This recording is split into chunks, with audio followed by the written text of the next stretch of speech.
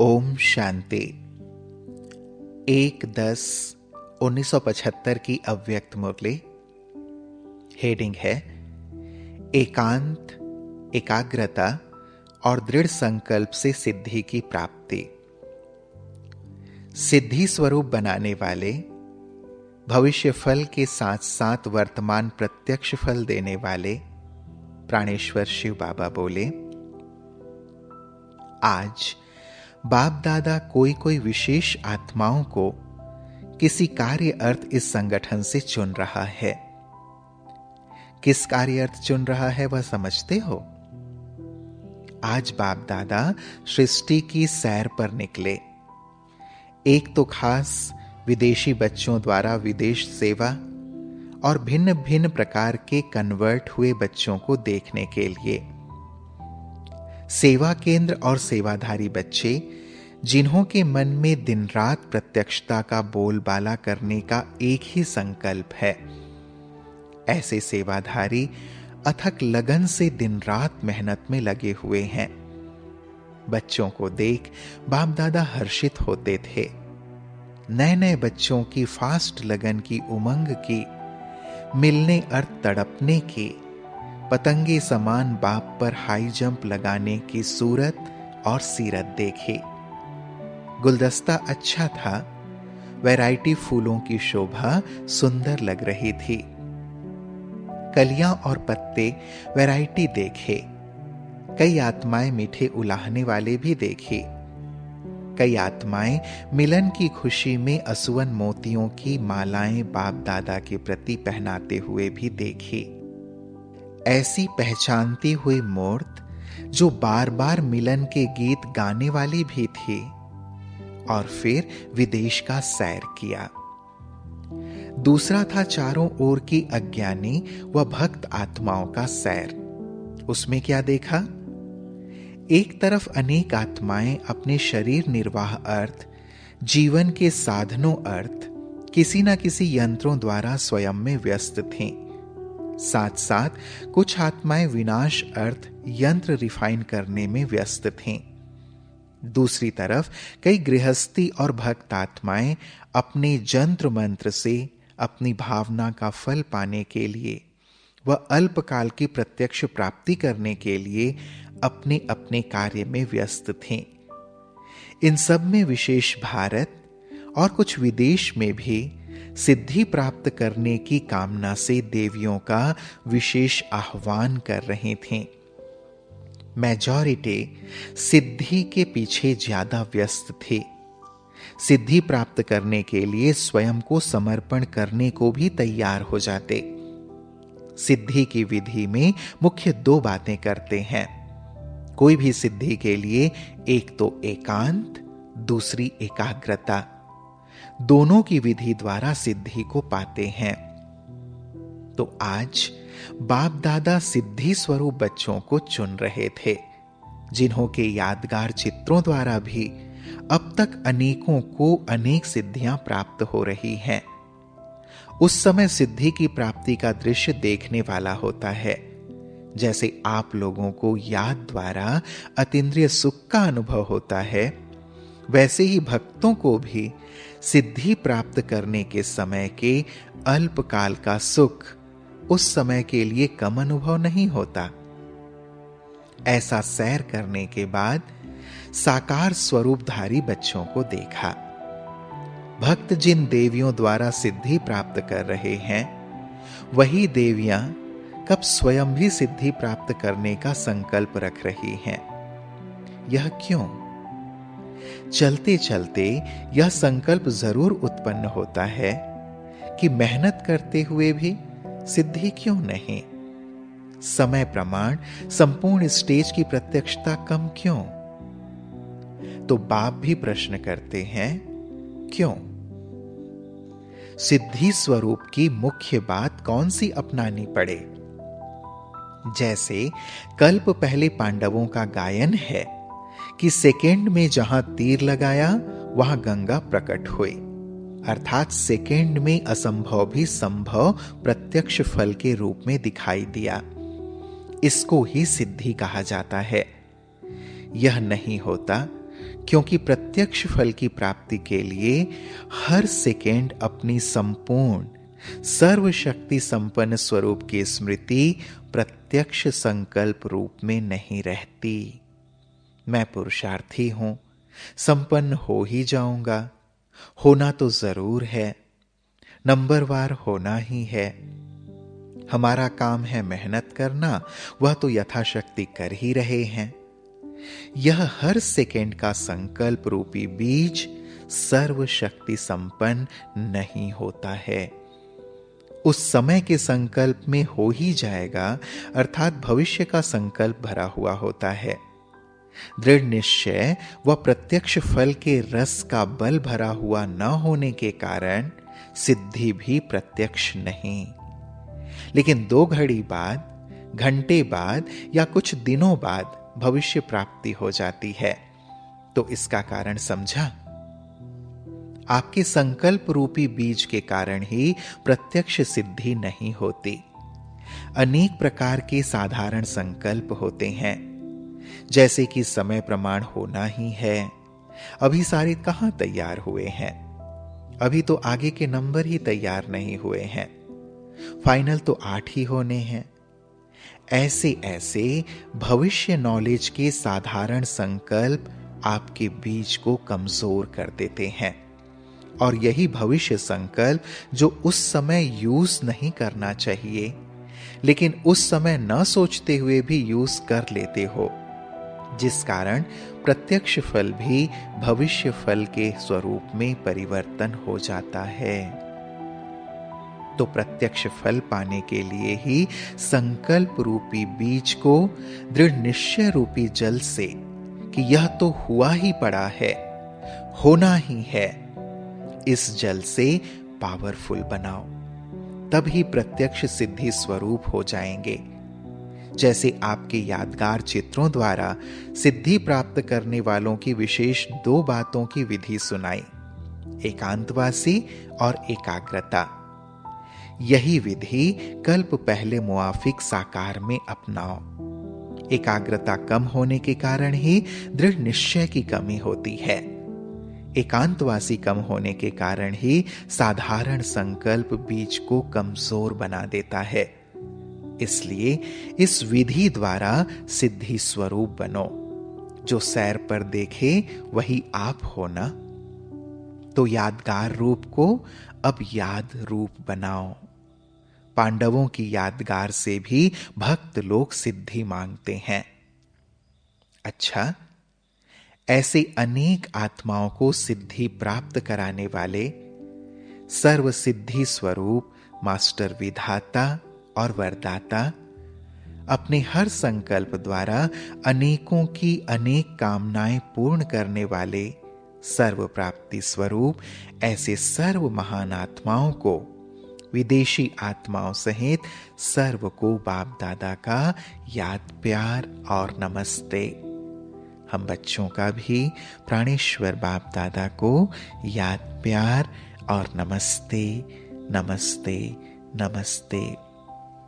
शुक्रिया बाबा, शुक्रिया। ओम शांति। इसके बाद बाबा ने पर्सनल मुलाकात की है कुछ पार्टियों से। पर्सनल मुलाकात। माया जीत और प्रकृति जीत शक्तियों की निशानी, बेहोश आत्माओं को सुरजीत बनाने वाले, माया और प्रकृति पर जीत प्राप्त कराने वाले, आसुरी वृत्तियों का संहार करने वाले शिव बाबा बोले,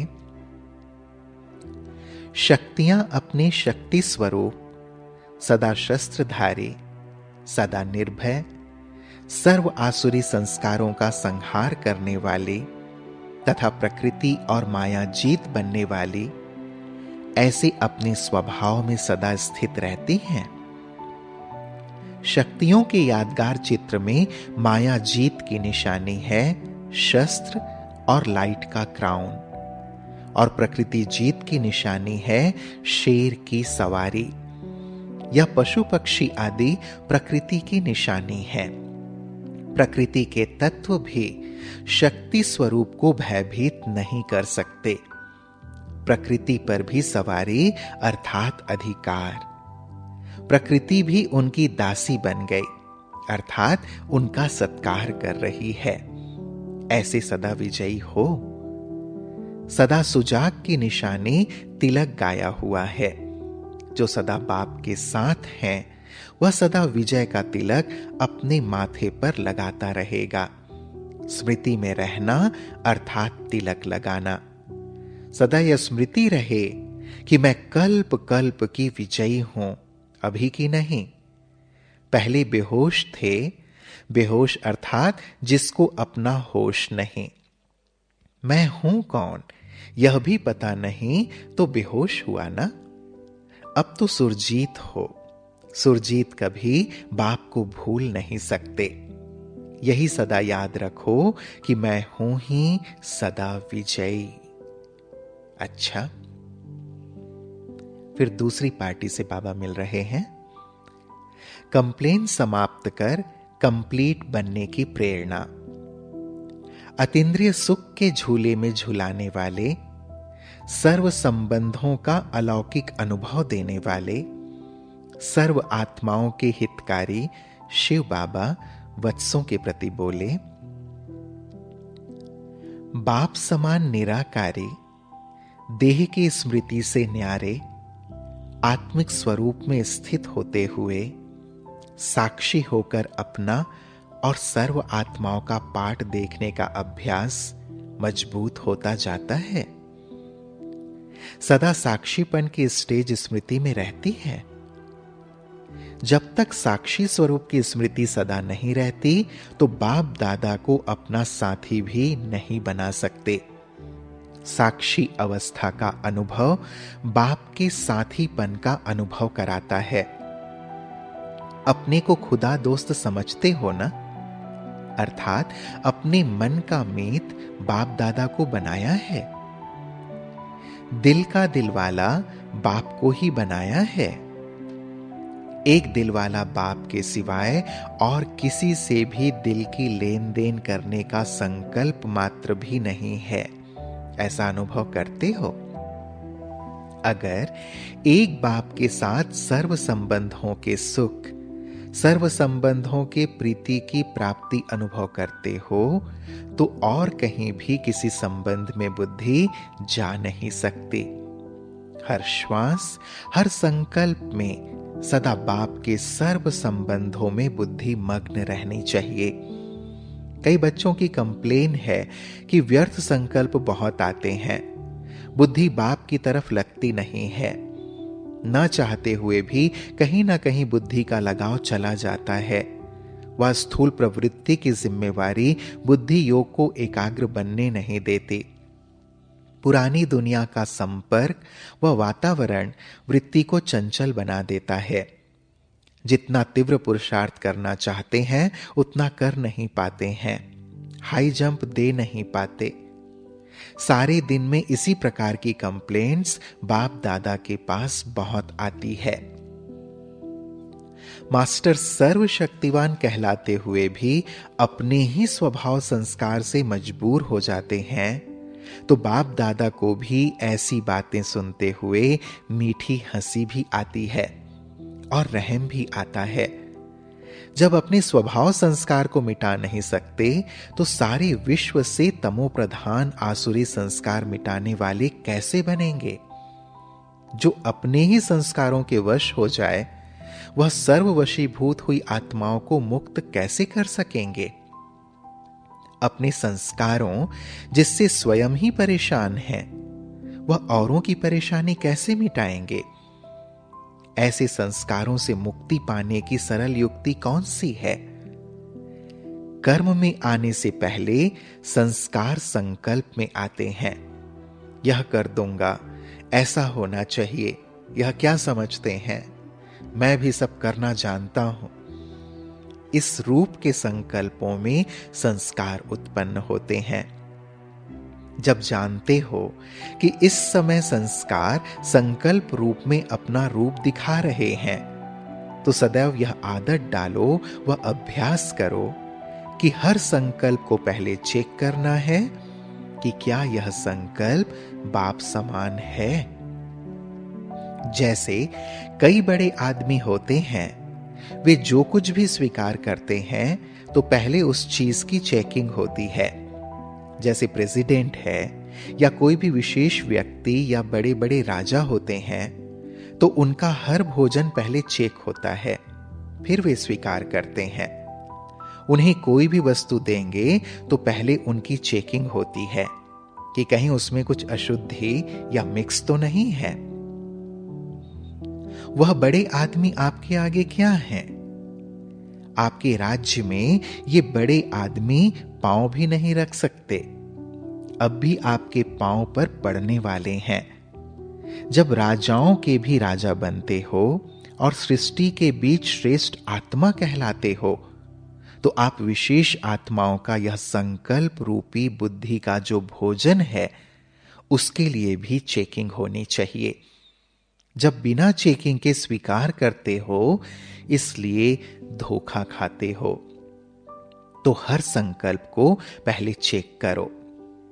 जैसे सोने को यंत्र द्वारा चेक करते हैं कि सच्चा है या मिक्स है, रियल है अथवा रोल्ड गोल्ड है, ऐसे ही यह चेक करो कि संकल्प बाप दादा समान है या नहीं है।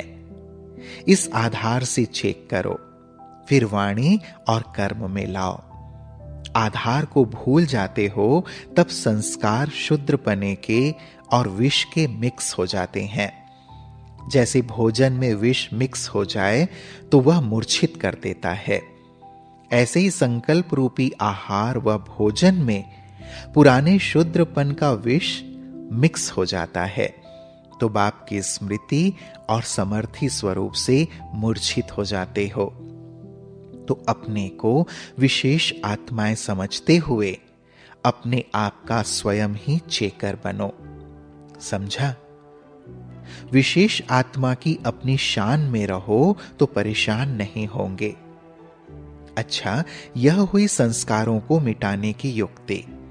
अगर इस कार्य में सदा बिजी रहेंगे व सदा होली हंस स्वरूप में स्थित होंगे, तो शुद्ध व अशुद्ध, शूद्रपन और ब्राह्मणपन को सहज ही चेक कर सकेंगे। और बुद्धि इसी कार्य में बिजी होने के कारण व्यर्थ संकल्पों की कंप्लेंट से फ्री हो जाएगी।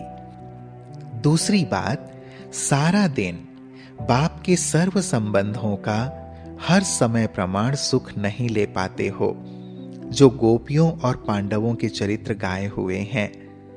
बाप से सर्व संबंधों का सुख लेना और मग्न रहना, अथवा सर्व संबंधों के लव में लवलीन रहना, यह अनुभव अभी किया नहीं है। बाप और शिक्षक इन विशेष संबंधों का सुख अनुभव करते हो, लेकिन सर्व संबंधों के सुखों की प्राप्ति का अनुभव कम करते हो। इसलिए जिन संबंधों के सुखों का अनुभव नहीं किया है, उन संबंधों में बुद्धि का लगाव जाता है, और वह आत्मा का लगाव व बुद्धि की लगन विघ्न रूप में बन जाती है। तो सारे दिन में भिन्न भिन्न संबंधों का अनुभव करो। अगर इस समय बाप से सर्व संबंधों का सुख नहीं लिया है, तो सर्व सुखों की प्राप्ति में सर्व संबंधों की रसना लेने में कमी रह जाएगी। अभी अगर यह सुख नहीं लिया तो कब लेंगे? आत्माओं से सर्व संबंध तो सारा कल्प अनुभव करेंगे, लेकिन बाप से सर्व संबंधों का अनुभव अभी नहीं किया तो कभी भी नहीं करेंगे। तो इन सर्व संबंधों के सुखों में सारा दिन रात अपने को बिजी रखो। इन सुखों में निरंतर रहने से और सर्व संबंध असार और नीरस अनुभव होंगे। इसलिए बुद्धि एक ठिकाने पर स्थित हो भटकना बंद हो जाएगा और आप इन सुखों के झूले में सदा झूलते रहेंगे। ऐसी स्थिति बनाने से तीव्र पुरुषार्थी स्वतः और सहज बन जाएंगे। सर्व कंप्लेंट समाप्त हो कंप्लीट बन जाएंगे। समझा? अपनी कंप्लेंट्स का रिस्पॉन्स। अच्छा, ऐसे सदा अतीन्द्रिय सुखों के झूले में झूलने वाले, सदा बाप के साथ सर्व संबंध निभाने वाले, सदा स्वयं को साक्षी और बाप को साथी समझने वाले, ऐसे खुदा दोस्त, सदा खुदाई खिदमत में रहने वाले, ऐसे बाप समान बच्चों को बाप दादा का याद प्यार और नमस्ते। हम बच्चों का भी प्राणेश्वर बाप दादा को याद प्यार और नमस्ते नमस्ते नमस्ते। फिर बाबा ने आगे भी कहा, सुनने में खुश होते हो लेकिन निभाने में कहीं मजबूर हो जाते हो। जब सुनने में इतनी खुशी होती है तो स्वरूप बनने में कितनी खुशी होगी। इस समय सभी हर्षित मुख हो, ऐसे ही सदा हर्षित मुख रहो तो स्वयं का भी समय बचाएंगे और निमित्त बनी हुई आत्माओं का भी समय बचा लेंगे। अभी तक गिरने और चढ़ने में, स्वयं को संभालने में व बुद्धि को ठिकाने लगाने में 25% समय जो इसमें जाता है, तो यह समय बच जाएगा और वह कमाई में जमा हो जाएगा। अब बचत करना सीखो, समझा? ओम शांति।